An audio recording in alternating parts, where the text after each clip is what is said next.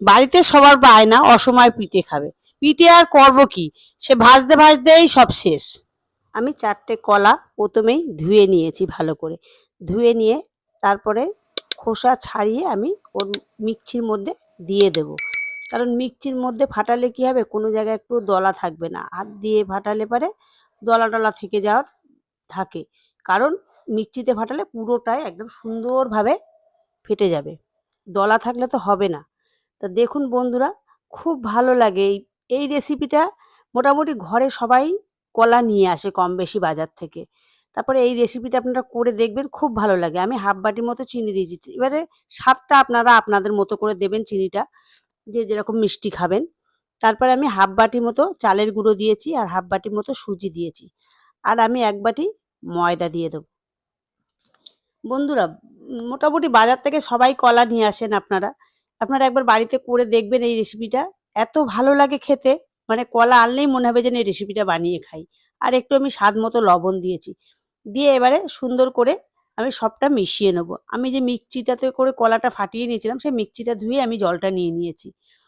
নিয়ে এবার অল্প অল্প করে দেবো জলটা। একসঙ্গে কিন্তু বেশি জল দেয়া যাবে না, তাহলে পাতলা হয়ে যাবে। এটা আবার পাতলাও করা যাবে না, আবার বেশি ঘনও করা যাবে না। মাঝারি মাঝামাঝি রাখতে হবে। আমি দেখিয়ে দেবো কিভাবে রাখতে হবে। দেখুন কি সুন্দর করে এইভাবে ঘুরতে হবে। আর ফাটানোটা যেন খুবই সুন্দর হয়। মানে ফাটানোটা যে কোনো জায়গায় যেন দলা বেঁধে না থাকে, ময়দার বা চালের গুঁড়োর দলা বেঁধে না থাকে। আমি 1 চামচ আমল দুধ দিয়ে দিলাম। এটা একটু স্বাদ বাড়ানোর জন্য। এটা যে দিতে হবে এমন কিছু না, আপনারা চাইলে নাও দিতে পারেন। তারপরে এইভাবে এই যে ঘনটা তো আপনাদের দেখিয়ে দিলাম। এবার গ্যাসটা কিন্তু জোরে দিতে হবে। জোরে দিয়ে আমার এই ছাঁচটা কিন্তু ভালো করে গরম করে নিতে হবে।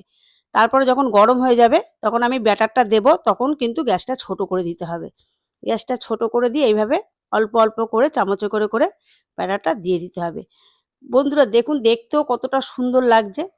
এইভাবে বানিয়ে নিলে মানে বাচ্চারাও বলবে, বাবা মা কলা নিয়ে আসো বাজার থেকে, এইভাবে আমাদের বানিয়ে দাও, আমরা খাবো।